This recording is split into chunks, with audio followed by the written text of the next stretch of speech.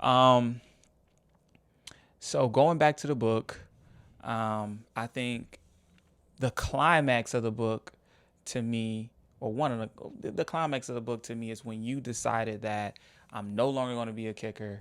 I'm deciding that I'm going to be a wide receiver. And in my mind, I took it as um, I'm going to be a wide receiver or die trying. That's exactly what it was. Yeah. And so take me through that story of when you were in college. And it's a very interesting story, when you made that decision that, hey, I'm no longer going to be the kicker. So the event happened on my first day of practice, but I had already made my mind up probably about a month before.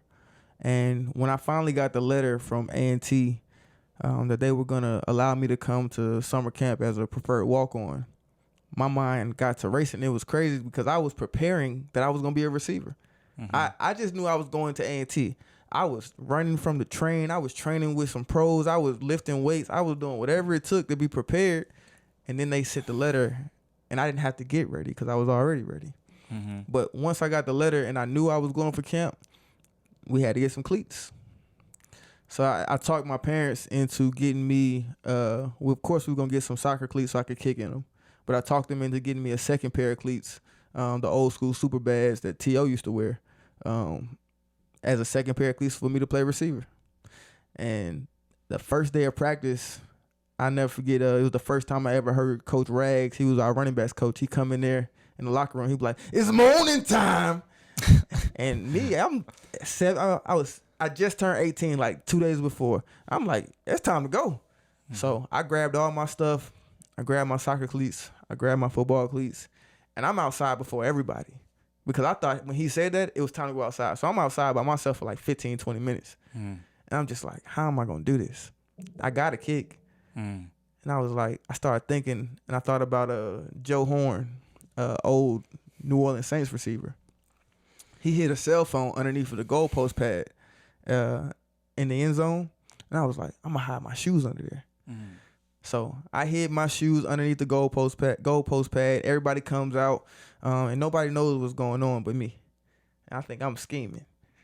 We go through the kicking session, and after kicking, the head coach screams, "Individuals." Individuals means all the position groups go to their separate corners of the field and start doing individual drills to help them develop their specific skill set.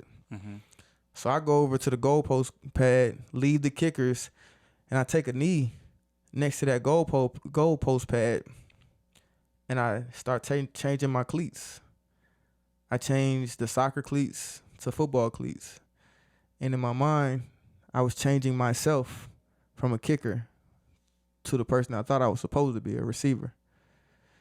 I changed my cleats, stood up. I make it, I guess, picturesque in the book about changing my stars, changing my fate, my future. And I ran over and got in the line. And one of my partners, I was at homecoming this weekend, and one of my partners was like, "Yeah, I remember you ran over there." And Coach Vincent was like, "What you doing, boy?" And that was our receiver coach. And I was like, "I'm good, coach. I'm straight."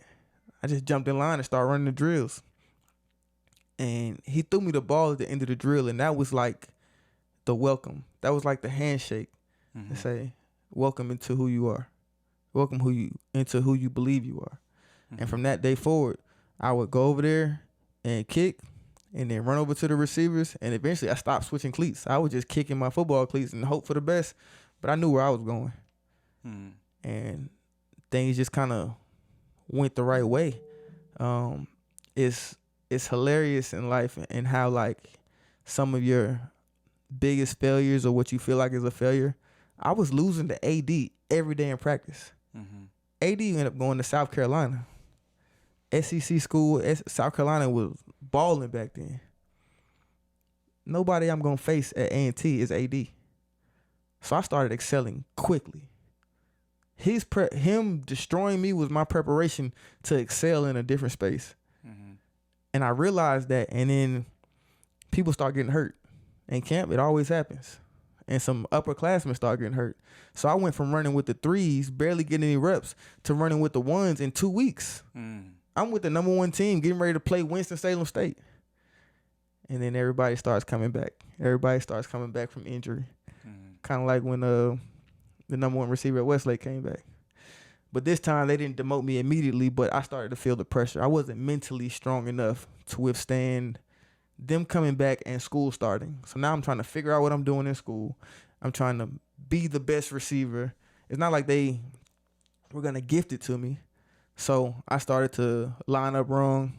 I ran a few plays wrong. I dropped a few passes. And it was almost like they was like, yeah, he's not ready. So I ended up getting redshirted.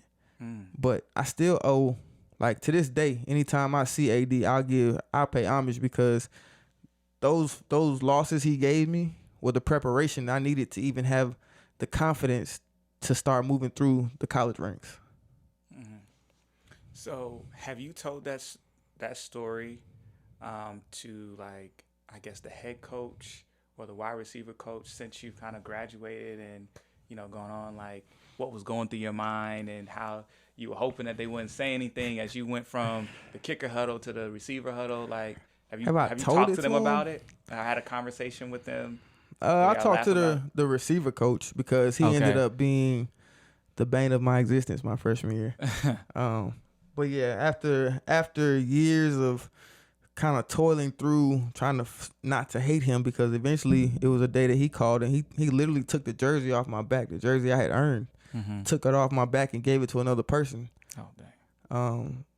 And he constantly, the dude I was talking to this weekend remembered how much he said I was terrible. We went through, at the end of every semester, you go through with the coaches and they tell you, they grade you. And he was like catching 40, speed 30, strength 30. Like, everything was just bad. And all I heard was, bro, out of 100? Yeah. Okay. I mean, it was probably like 4 out of 10, but yeah, everything was out of 10. And he was giving me 40%, 30%, 50%. So all I heard was, you suck. But what I realized, maybe he saw it in me, was the same reaction I had to when AD put me on the bench. It was the same reaction I had when I showed back up the next summer. Yeah. I was, I'm about to show you. I'm a sucker for this. You don't have to tell me this every day. I'm about to show up to everybody, and every day I'm going to destroy whatever's in front of me. And if I don't, I'm going to show up tomorrow. Yeah. And I don't know if he saw that in me, but we talked later on in life. And he was like, yeah, I knew you had to be pushed. I couldn't tell you were great from day one.